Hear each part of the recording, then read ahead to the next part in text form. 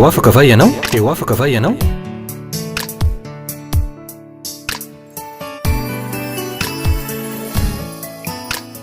Fandaharany iarana fiangonana RHEFI Androndrakely.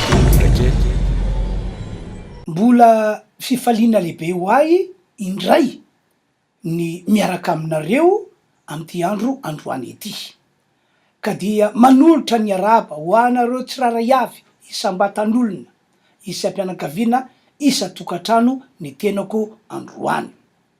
Araky nefa nambarako taminareo tao anatin'ny fandaharana hatramin'izay, ary mbola toizako hatramin'izao de izao: mpamonjy Jesosy, mpamonjy ny fanahintsika izy, mba toka ny fanahintsika tsy ho very fa anana fiainana mandrakizay.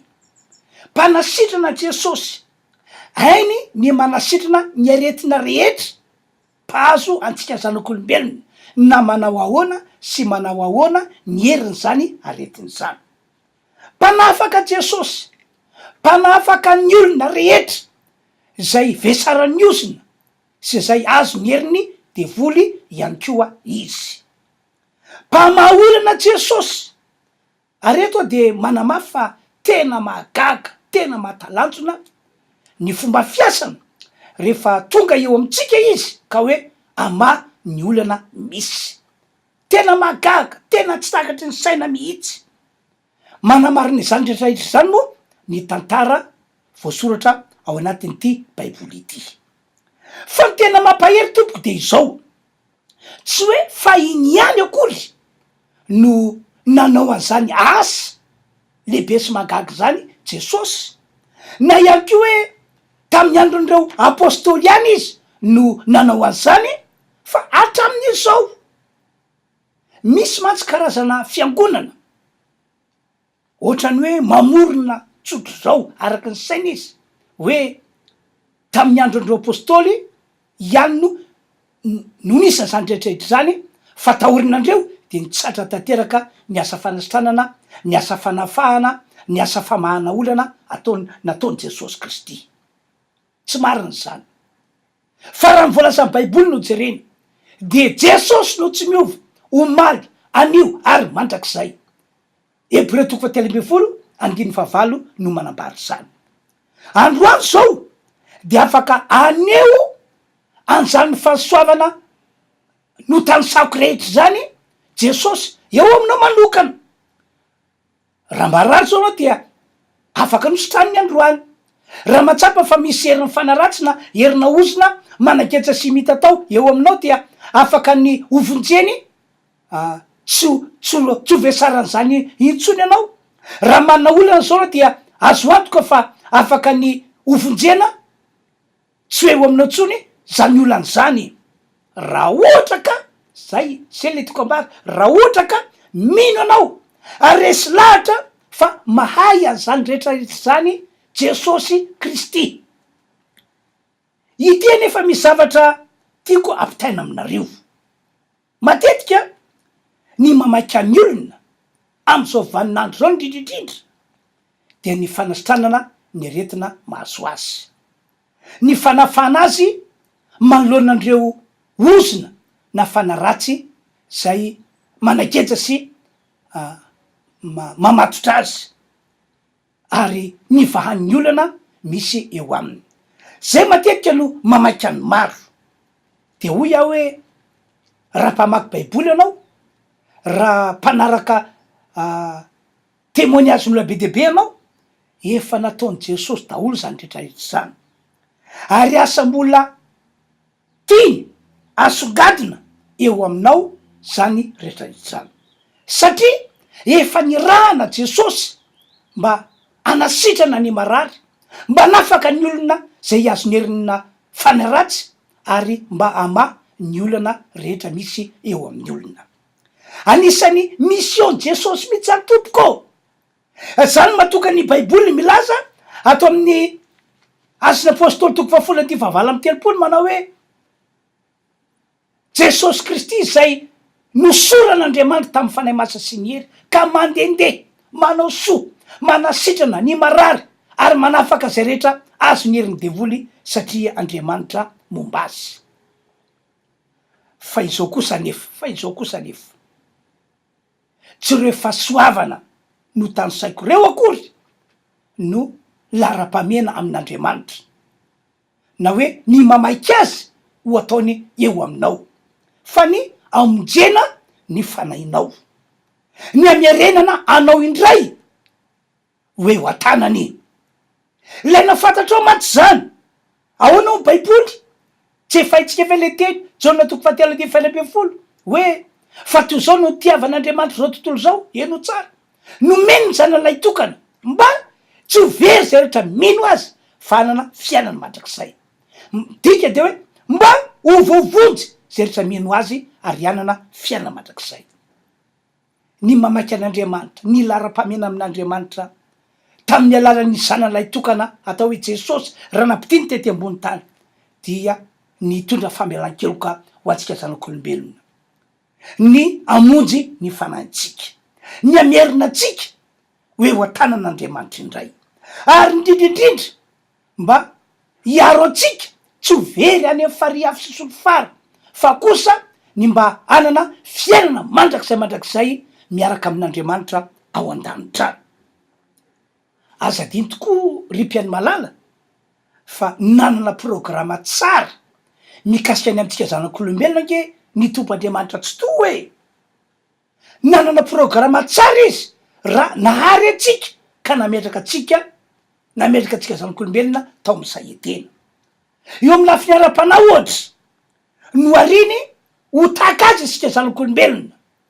Filazan'ny baiboly moa de hoe araky ny tarehany tahaka ny endriny no nanaovany antsika zanak'olombelona, no ariny mba hiaraka aminy mandrakizay isika zanak'olombelona. Eo amin'ny lafiny ara-nofondray no ariny ny olona mba hanana fiainana mamy sy tsara omban'ny fiadanana, ary tsy hoe natao andalo zany zavatra zany fa nataon'Andriamanitra mba ho antsika mandrakizay.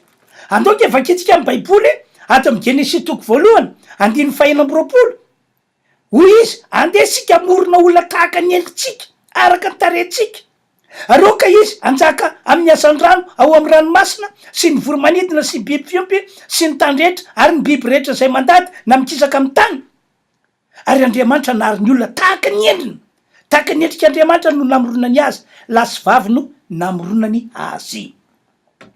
Tatak'izay zany ny programan'Andriamanitra tany am-boalohany, indrisa nefa fanonjy fitandreman'ny olona dia nanotany olombelona, nanao diso tao anatrehan'Andriamanitra ny olombelona, vokany tafasaraka tamin'Andriamanitra lay mpahary azy isika zanak'olombelona, lasa nahazo ny olona ny ozona, tafiditra ny aretina sy ny olana amin'ny karazany, ambon'izany lasa foana avokoa rehefa soavana zay fa nomanin'Andriamanitra ho antsika zanak'olombelona toy ny fiainana mamy sy tsara omban'ny fiadanana zay fa nataony teo amin'ny Iadama-seva.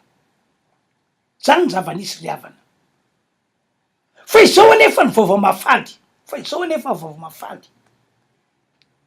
ny amerina antsika zanak'olombelona ho amin'izay programan'izay no antony nanomezan'Andriamanitra atsika an' Jesosy Kristy sanany lay tokana mba ho antsika zanak'olombelona. Ny amerina atsika ho amin'izay programan'izay ka fa tsy tanosaiko tsony le izy. Ka ny lara-pamena amin'Andriamanitra zany mikasiana amin'izay de ity ny amonjena ny fanahintsika,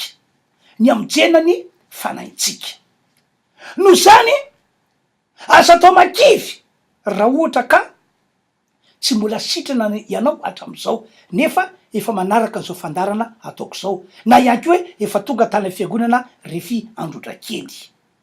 Asa atao makivy raha toka tsy mbola niva ny olana teo amin'ny fiainanao. Asa atao makivy ho iaho satria tsy maintsy hitondrana ho am'izany fahasoavana izany foana ny tompoandriamanitra, tsy maintsy hositraniny ianao, tsy maintsy ho vonjelo afaka miosina sy ny herin'ny fanaratsy ianao, tsy maintsy ho vahan'ny olana, tsy maintsy ho tahiny ianao, tsy maintsy hasoaviny ianao. Averiko indray le tenin'ny baiboly ao amin'ny asin'ny apôstôly toko fa folo ty fahavala amy telopolo hoe ny rana Jesosy mba anasitrana, ny rana Jesosy mba anafaka ny olona zay azony herin'ny demonia, ny rana Jesosy mba hitondra fahasoavana ho an'ny fiainatsika amy maha olombelona atsika. Tena sitrik'Andriamanitra mihitsy ny anatanteraka zany eo amin'ny fiainatsika tompoko. Jereo baiboly ia asin'ny apôstôly toko fafolo andy fahavala amy telopolo. Tsy maintsy ho ataony aminao zany, zay marina, tsy maintsy ho tanterahina aminao zany. Fa ny fanontaniany toko apetraka nefa de ity: tena resy lahatra ny amy Jesosy ve ianao? Fa izy marina no tompo sy mpamonjy ity zao tontolo zao ity. Tena resy lahatra ny amy Jesosy ve ianao? Fa izy tokoa no lala tokana,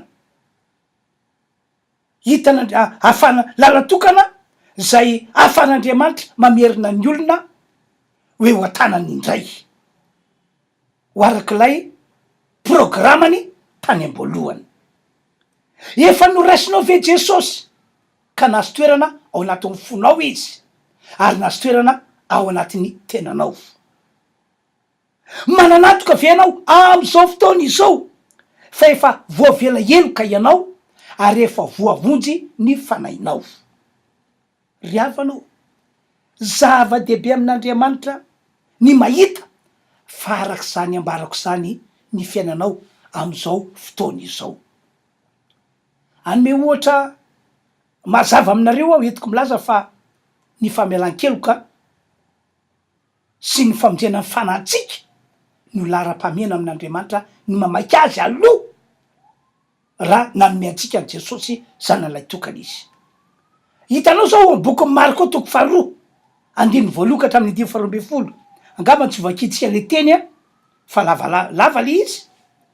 Tantara nisy tao Kapernaumy ity tantara ity. Ndre mandeha rehefa tonga tao Kapernaumy Jesosy de voro marobe ny olona, de fenozina ny trano, ary atreny ambaravarana de voabahana tsy afahana miditra intsony. De ndreto misy fianakaviana maromaro, efa taratara vao tonga teo izy hitondra ny havany zay marary ny aretina paralysisy. Reto fianakaviana reto tena resy lahatra fa ao amy Jesosy irery any no misy fanasitranana, ao amy Jesosy irery any misy fanafahana, ao amy Jesosy irery any no azon'izy reo antoka fa avoavonjy aty havany ity. Fa saikindrisy tsy tafiditra tao an-trano zareo fa zay nambarako zay hoe fenozina ny trano ary atreny ambaravarana tsentsina. De satria maika ny azo fanasitranana reto olo reto, de tsy nampanina ny reto fianakaviana ny niakatra teny ambony tafitrano, de nisorony tafitrano, de veny ambony tafitrano nampidinina tamin'ny alalan'ny farafara, tamin'ny alalan'ny tady le hava zay marary ny aretina paralysisy, de nalatsa tsy moramora nanandrifan'i Jesosy.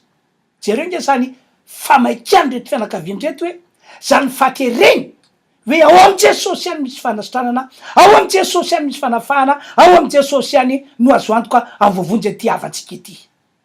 De rehefa tonga teo anatrehany Jesosy, faly ny tompo aloha ny amin'ny finoan'ny olona hoe ao am'rery any misy fanasitranana, fa saingy zao tsy nomeny Jesosy azo reo teo ny eo akory le fanasitranana, fa inona ianao no nataony Jesosy? Nomeny Jesosy famelan-keloka le lela marary, novonjeny Jesosy ny fanahany, satria zay ny lara-pamena amin'Andriamanitra, zay no mamaika ny tompo. De vita zay de lasa Jesosy nanohy ny asa fanaony hoe miresaka sy ny adevitra tamin'ireo mpitondra fivavahana, tamin'ireo fariseo, tamin'ireo mpanora-dalàna. De navela niaka teo lay lela malemy, navela nijanona teo, fa ty nampahery tsy nakivy andreto fianakaviany reto zany, na hoe natonga azy nametsiny hoe ahoana ary ity, ahoana ary ity fanasana de diavitika taminy nefa tsy nomeny, ohatrany hoe famelan-keloka indray nomeny, ohatrany hoe famonjena ny fanahy indray nataony, de iny izy lasy fa ahoana ary tsy nanao zany ny olona, fa de niandro teo izy vita ny asa nataony Jesosy ady hevitra nataony tam'ireo fariseo, tam'ireo mpanora-dalàna, de niverina izy. De zay Jesosy vao teny tam'le marary hoe omena fanasitranana ianao, mitsangana ianao ho Jesosy, betao mifandrenao de mandeha ihany ianao, tsofoko rano mandeha ihana ianao, niaraka tavavany teny satra ny aretina, niala ny fanantenana ary niala tam'le aretina malemy de afaka nitsanana le lehilahy. De izy ndray aveo no mbatany fandriana nitondrana azy mba hivoaka ny varavarany trano. Hitanao am'zany ry havana fa ny lara-pamiana amin'Andriamanitra ny mamaky azy de ny famelan-keloka aloha na ny famonjena ny fanahy, fa ny manaraka fa ny sisa de manaraka. Ka ny fantaniana tiako apetraka ihany ko de ity: efa isan'ireo olona tena manompo an'Andriamanitra ve ianao am'izao fotoana zao? Efa isan'ireo olona tena manompo an'Andriamanitra ve ianao am'izao fotoana zao? De zao ihany ko, mba fantatrao tsara ve ny amin'io Andriamanitra ivavahanao sy Jesosy Kristy tomponao io? Atraizany tena fahafantaranao sy ny finoanao azy? Tena fantatrao sy inonao tokoa ve lay Andriamanitra ivavahanao sy Jesosy zay tomponao? Tsy zany mantsy, fa tokony ho fantatrao tsara ny am'lay Andriamanitra ivavahanao sy ny am'lay Jesosy zay tomponao. Ary ho tokony ho tohizanao foana zany famponan'Andriamanitra zany rehefa tena fantatrao ny amin'io Andriamanitra io sy ny am'lay Jesosy Kristy zay nomen'Andriamanitra antsika. Mitena zany eo satria hoy ny Baiboly, Exode 3:20, hoy ny Baiboly fa mampo an Jehovah Andriamanitrao dia hitahy ny haninao sy ny rano sotronao ao ary ho esoriko aminao ny aretina. Ny takin'Andriamanitra amin'ny olona anisan'ny voalohany dia ny olona mila manompo an'Andriamanitra aloha, mila manompo an'Andriamanitra aloha. De zao no toa le teny, dia ho tahiko anao ary ho esoriko aminao ny aretina. Zavatra tsapako sitako tokoa nge ry mpiany malala de zao hoe tsy tena zava-dehibe amin'ny olona ny manana fanahy voavonjy na ny manana fiainana tena hoe manompo an'Andriamanitra. Tsy tena zava-dehibe amin'ny olona zany. Araka namarako tery aloha, matetika ny mamaky any maro, izy sitrana amin'ny aretin'izay mahazo azy, izy afaka am'ireo famatorany demonia na vesatra ataon'ny olona ozona, izy manana fiainana afaka olana. Zay matetika no tena hoe mamaky any olona maro. Koa rehefa tsy natsapan'ireo fahasoavan'ireo tao anatin'ny andro vitsivitsy izy, dia vitany hoe ajanona tanteraka ny fanompona an'Andriamanitra. Adabony tanteraka zay natao hoe miankina amin'ny fivavahana sy miankina amin'ny Jesosy izany. Tsy tohizany tsony ny famonjena fotoam-pivavahana ary tsy malina azy intsony zay zavatra resanao ny aminy mikasika ny fivavahana na mikasika any amin'ny Jesosy. Zay efa tany aminao, efa niona taminao aho fa tsy sitrana ka, tsy nivany ny olana ka, zay efa namonjy ny fotoam-pivavahana nataonareo, ohatrany efindroa telo fa tsy sitrana ka, tsy nivany ny olana ka. Tatak'izany matetika ny eo an-tsain'ny olona. Ry havanao, za mba isan'ny olona tahak'izany ianao zay mahita sy mandray ahy am'izao ry zao. Tantarako aminareo ange, tena tantarako aminareo fa marina te zavatra ambarako aminareo ity, fa tsy misy fanasitranana na fanafahana na vahaolana tsara ivelan'ny finoana an Jesosy Kristy sy ny fanompona an Jesosy Kristy. Raha toa ka miala aminy ianao, tsy miankina amin'ny tsony ianao, sy zava-dehibe aminao tsony ny mamonjy fotoam-pivavahana, de tsoriko aminao fa de ho tapi-dalakale ihany ianao, ho kivy ihany ianao, amofo ihany ianao, ary ho fahoriana ihany ny fiainanao. Noho zany, hoy aho am'ty androandroany ity, ataovy zava-dehibe aminao aloha zay zava-dehibe amin'Andriamanitra. Ataovy zava-dehibe aminao aloha zay zava-dehibe amin'Andriamanitra. De ny andraisanao famelan-keloka, ny amonjena fanahinao mbanana fiainana mandrakizay. Ataovy zava-dehibe aminao aloha ny zava-dehibe amin'Andriamanitra, de ny manompo an'Andriamanitra foana, na de tsy mbola notanterahany teo aminao azy, ny fanasitranana, ny fanafahana, ny famahanany olana, na de tsy mbola notanterahany teo aminao azy hatram'izao, ny famalina vavaka na ny fanatanterahana zay zavatra nirianao teo anatrehan'Andriamanitra.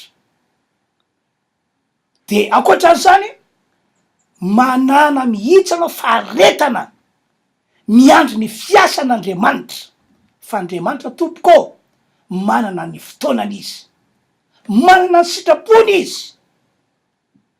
Tiako raha alaintsika tahaka ny tantarany Joba, fa nisoratany zany mba ho fianarana ho antsika taranaka ateoriana. Raha mpamaky baiboly anao de mahafantatra tsara hoe nanahoana tokoa moa ny tantarany Joba, fa Andriamanitra tany an-danitra de nahitan'io lehilahy io fa lehilahy marina sy mahitsy izy, lehilahy tena natahotra an'Andriamanitra ary nitoetra tsara teo anatrehan'Andriamanitra, teo amin'ny fampona an'Andriamanitra izy. Ary zay no antony natokan'Andriamanitra nahasa nijoro vavolombelona tamin'ny devoly, fa zany marina Joba. Ny an'ny devoly indray nefa tetsan-daniny de navita ny ampangany Joba. Tsy marina zany eritreritrao zany ry Andriamanitra, fa ny an'ny Joba ndraika fitiavateny, filanjavatra, zavatra ny tany fotsiny ke no mamaky azy ka zay no anompony anao hoe taianao tsininy izy, ambininao tsiny izy, zay mahatonga azy manompo anao. Fa raha foana tsy hoe ho atanantsony reo arenany be dehibe reo, tsy misy fanambinana antsony ny fiainana, miala aminao io. De hoe Andriamanitra hoe tsy marina zany, fantatro ny aminy, tsy marina zany. De zay moa ny antony natonga an'Andriamanitra tsy maintsy nanapa-kevitra hoe ho asiana fihezan-toetra Joba, hoporofona ohatreny devoly, fa tsy mivadika amiko mihitsy io lehilahy io, na inona midolo na inona mitraga, tsy filanin-javatra, tsy fanatenan-javatra fotsiny ny an'ny Joba, fa tena hoe fitiavana ahy ary fitiavana ny anompo ahy. De ndray andro azy tampoka, tena tampoka tsy nampoziny, foana teo an-tanan'i Joba avokoa ny arenany rehetra. Ndray andro ihany koa tena tampoka de tampoka tsy nampoziny, fa maty daholo zany, maty ny loza, maty ny anjarany trano. Ary tateoriana ny tenany Joba indray no tratra ny aretina ratsy, tratra ny aretina mandoza, hatrany tampidioka hatrany Alahady, nisy vai ratsy nahazo azy. Fa teo anatrehan'izany rehetrarehetra zany de tsy niova mihitsy ny tao anatin'ny Joba, fa ny azy de zao, zava-dehibe amiko ny manompo an'Andriamanitra, tsy hivadika aminy mihitsy aho. Izy no nanome, izy no naka, misaotra azy aho. Baiboly moa de mitantara hoe tam'izany rehetrarehetra zany dia tsy nanota tamin'ny molony mihitsy a Joba. Ka le fiaina takizay mihitsy zany a no tian'Andriamanitra mba ho hita ho fiainanao, hoe manao ny famonjena ny fanahinao ho zava-dehibe, manao ny fanompona an'Andriamanitra ho lolarana mandrakariva eo aminao ianao. Marina fa marary ianao, mila fanasitranana, marina fa misy herina ozina, herina fanaratsy mitambesatra eo amin'ny fiainanao, teo afaka am'izany ianao. Marina ihany koa fa efa tena leo tanteraka andreo olana mahazo anao ianao, teo voavonjy am'izany ianao. Fantatr'Andriamanitra zany, fa raha manao tahaka nataon'i Joba ianao hoe zava-dehibe amiko famelan-keloka, zava-dehibe amiko famonjena ny fanahy, zava-dehibe amiko ny ampoko an'Andriamanitra, ka ataoko lolarana eo amin'ny fiainako zany satria ataon'Andriamanitra lolarana ihany koa. De tiako milaza aminao fa ho hitanao ny voninahitr'Andriamanitra, ho hitanao ny herin'Andriamanitra mahagaga tsy takatra ny saina ho asehony eo amin'ny fiainanao. Ho famaranako ny afatra dia ity, eno tsara, manana finoana ianao, tena tianao, tianareo ny tompo'Andriamanitra tsy tovo. Mianao fa tena faly mihitsy izy raha toka ataonao ho zava-dehibe ny zava-dehibe amin'Andriamanitra de ny famelan-keloka, ny famonjena ny fanahinao ary ny fanomponao azy. Raha miroso am'izany ianao de azo antoka fa omenanao ihany ko ny fanasitranina zay fa nandrasanao hatramin'ny ela. Ho ahafahany tokoa ianao manoloana ny herina ozina sy ny herina fanaratsy. Ho vahany ny olana nisy teo amin'ny fiainanao. Ho ataon'ny fiainana mamy sy tsara ny fiainanao mandritra fahavelomany eto ambony tany ity. Satria araka nambarako tery aloha, raha nomen'Andriamanitra antsika Jesosy de nomen'Andriamanitra antsika mba ahafan'Andriamanitra mamerina antsika arak'ilay programany tany aloha, ka ny famonjena ny fanantsika aloha voalohany indrindra. Avy eo omeny antsika ny zavatra rehetra. Tsy efa mba heninao ve le teny Jesosy Kristy ato amin'ny Matitoko 27:30, mazava ny teniny, fankatsao aloha ny fanjakako sy ny famarinana de anampoko anareo zany rehetra zany. Tsy efa hainao ihany ko ve ny tenin'ny Paoly apôstôly ato amin'ny Romanina 2:2-3, zao ny voasoratra: izay tsy niaro ny zanany lahy fa natolony ho antsika rehetra izy, tsy omeny antsika miaraka aminy mamaipo anao koa fa ny zavatra rehetra. Ny zanak'Andriamanitra lay tokana aza fony ho antsika tompoko.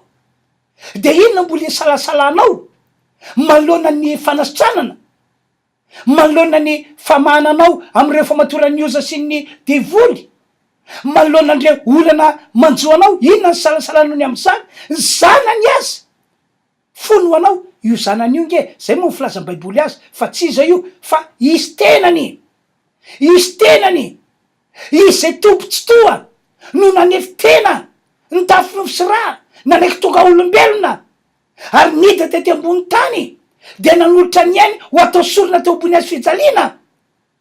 Badinio sy alefisara-tsaina hoe izy tenany azy, vonina ny nanefy tena noho ny alehibe ny fitiavany antsika, mba ho voavela helotsika, mba ho vonjena ny fanatsika. De hoy aho hoe inona tompoko mbola salasalanao mikasika ny amin'ny fanasitrana zay tadiavinao, mikasika ny amin'ny fanesorana andreo herina oza sy ny herina fanaratsy zay managejanao, mikasika ny amin'ny vahaolana, mikasika ny fitahina, mikasika ny amin'ny fiaina mamy sy tsara. Efa programan'Andriamanitra any ambolo zany, ka dia vonina izy hitondra zany fahasoavana zany ho antsika am'izao vaninandro misy antsika izao. De zao ny teniko meloan'ny amaranako ny afatra: raha sitrakao tongava mihitsy anao mamonjy fotoam-pivavahana zay karakaranay Fiangonana RHEFI Androndrakely. Tapoha ny hevitrao ho avy de hoe anompo an'Andriamanitra amin'ny alalan'io fiangonan'io aho, anompo an'Andriamanitra amin'ny alalan'io fiangonan'io aho. Ataovy zava-dehibe zany.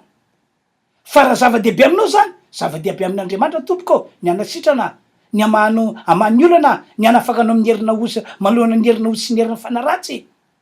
Ataon'Andriamanitra zava-dehibe aminao ihany koa ny malivavaka anao, ny anomenao fiaina mamy sy tsara, ny tay anao, ny tondra ny avenir anao ho amin'ny avenir mahafinaritra indrindra. Reo voasoratra reo moa ny fandaram-potoana, fambony zany afaka mandray anao zahay, tenako afaka mandray anao. Reo mpanompon'Andriamanitra mpiara-miasa afaka mandray anao, mana fahasoavana daholo izy reo. Ka de tongava meo aminay. Vao miala ny tokantranonao ianao dia tovy lara-pahamena aloha hoe tiako voavonjy ny fanahiko, tiako voavela elo ka. Fa ho hitanao ny voninahitr'Andriamanitra, ho hitanao ny voninahitr'Andriamanitra, ka zay moa zany tompoko ny afatra nentina ho antsika tamin'ity androandroany ity. Ka dia omena ny tompo ny dera sy ny aja ary ny voninahitra hivavako anareo ao. Ka dia manana etaeta ny voavela elo ka ny anona fanavovonjy, fa ho tonga aminao sao de sao ihany ny fanasitranana, satria fa sitrak'Andriamanitra nitondra antsika ho am'izany vavakantsika. Andriamanitra omena voninahitra mandrakizay ianao, isaorany ny anaranao lehibe, misaotra ny amin'ity androandroany ity, andro na fampanomponao nitondra ny teninao amin'ny anaran'i Jesosy. Ho vanginao ny olona ka ho sarobidy aminy ny famonjena ny fanahana, ho sarobidy aminy ny famelan-keloka, ho sarobidy aminy ny anompo anao Andriamanitra tsy to, ho ataon'ny lara-pameny zany. Mino atompo fa dia ny zavatra sisa ho ataonao ny fiainana, ny mararo sitranonao, ny manaolana ho afanao, reo fiasarany io sy fanaratsy vonjenao tokoa ary hotsofoky rano avy fitahina lehibe ny olona rehetra misaotra nao Andriamanitra ô amin'ny anara Jesosy no anaovana vavaka misaotra tompo amena. Zay zany tompoky ny fotoanantsika tamin'ity androandroany ity ka dia mametraka ny mandram-piona manao velomanareo amin'ny herindray tompoko. Eo afaka va ianao?